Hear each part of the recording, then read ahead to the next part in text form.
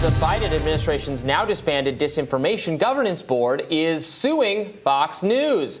That is Nina Jankowicz, who the New York Times described as a Russian disinformation expert.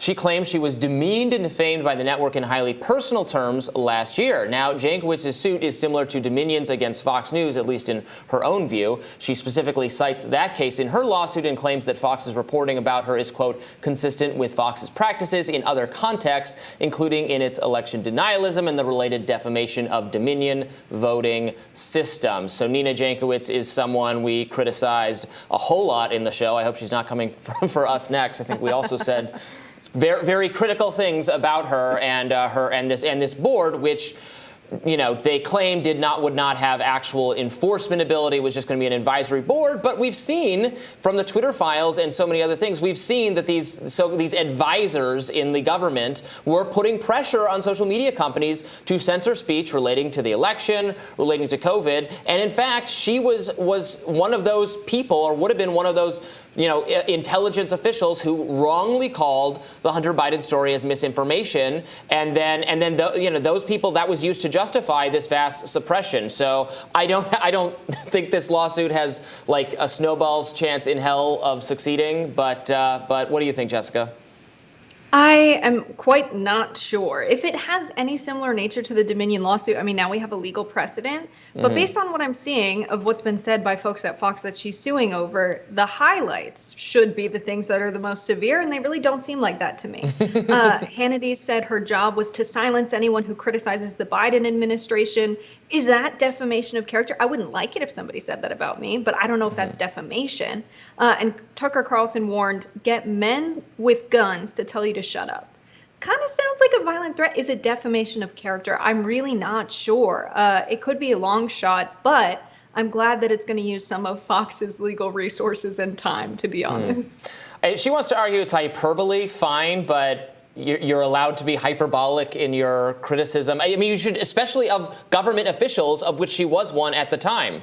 Yeah, and these two people that she cites are opinion hosts. I mean, They're journalists, but they share their opinions all the time. So the idea that they wouldn't be able to criticize her harshly is pretty ridiculous. And Robby, the point about her being a government official is huge, because if you can't criticize one of the arguably most powerful people in the country from your TV show, then who really can you criticize? Basically, free speech gets completely diminished at that point. And this is a woman who got a lot of things wrong, including the Hunter Biden laptop story, but also she was all in on the Trump Alpha Bank story, you know, the claims that he had all of these ties and real estate deals with Russian banks, which were misreported by the mainstream media. She claimed that critical race theory wasn't being taught in schools. I mean, all of her TikToks, if you scroll through them over the years, contained false information, and yet she was supposedly in charge of weeding out disinformation. And the Twitter files is another important point to bring up, Robby, because the Twitter files did show a coordination between government and social media websites. So I don't think this lawsuit is going anywhere. I think it's ridiculous.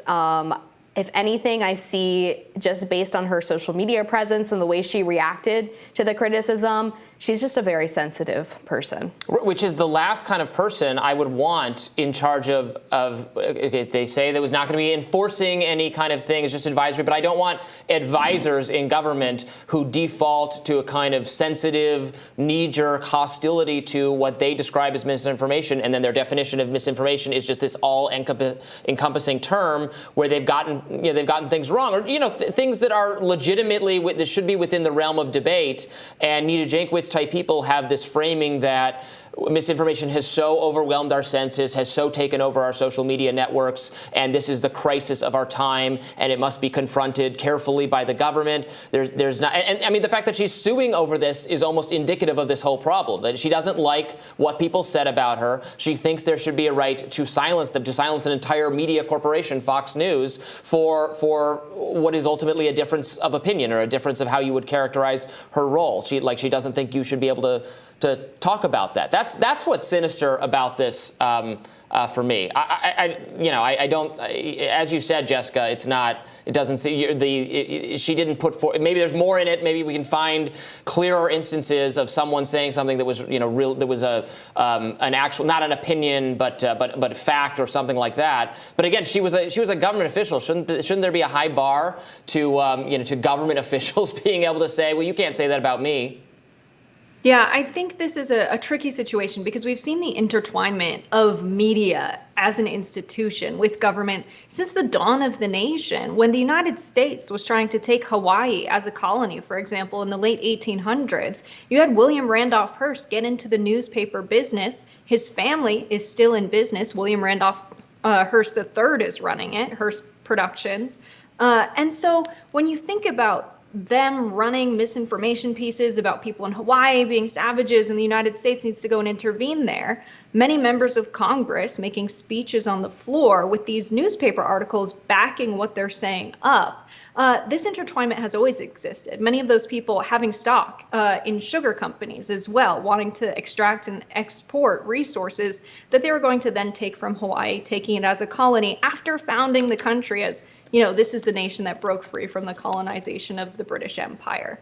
And so this has been true since literally the first days of our country, that media and government have been intertwined, pushing certain narratives and pushing certain agendas.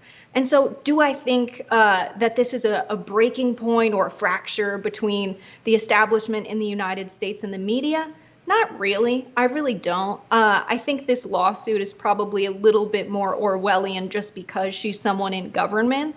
And unfortunately, Russian misinformation since the Cold War era has frequently just been things that are inconvenient for the United States foreign policy establishment.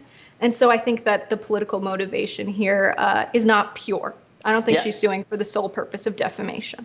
Yeah, absolutely. I love bringing in the historical perspective, especially for people who say that misinformation has never been a bigger problem and is some pressing crisis we're dealing with now. William Randolph Hearst, who you just mentioned, he started the Cuban-American War to sell more newspapers over the false idea that what was it, the Maine, right? That they'd attacked. You furnish the pictures, I'll furnish the war, that kind of stuff. Like there's a long history of people having access to bad information but suddenly that has become the crisis of our times, which I think it's an effort to erode the first, like they're doing it deliberately, right? To erode the First Amendment so that they can, I think that's right. I mean, there's people in this country who believe that they have a monopoly on truth and they don't want to have debate because it would shatter their illusion that they are so enlightened that they have access to information and facts that other people don't have access to. And I know the internet gets a lot of flack for the rise of misinformation. But on the flip side of that,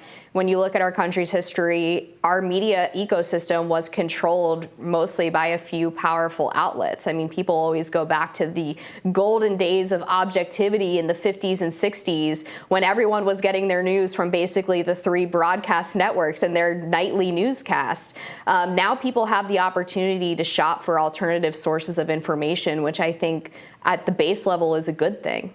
Yeah, like Rising, like all that's out there. And sometimes that means there's going to be information out there that's wrong. But the danger, exactly as you said, Amber, is just when you just have a few powerful media organizations that they all cover the same thing. And what if they're all getting it wrong? What if they're manufacturing consensus for like horrific policy, foreign policies, domestic policies that are actually out of step with what the people want, but are just good in the interest of those company? Like, I don't think that was a better.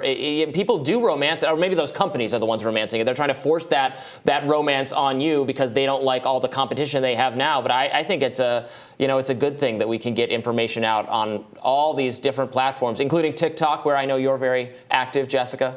Unlike Amber and I, who are boomers, I guess. Nobody sue me for defamation based on my TikToks. But I think it's also interesting. We live in such a litigious society. Is this going to be the method of content moderation? Just a lawsuit afterwards? That's not sustainable. We need to think of a better, more democratic method than whoever can afford a lawyer.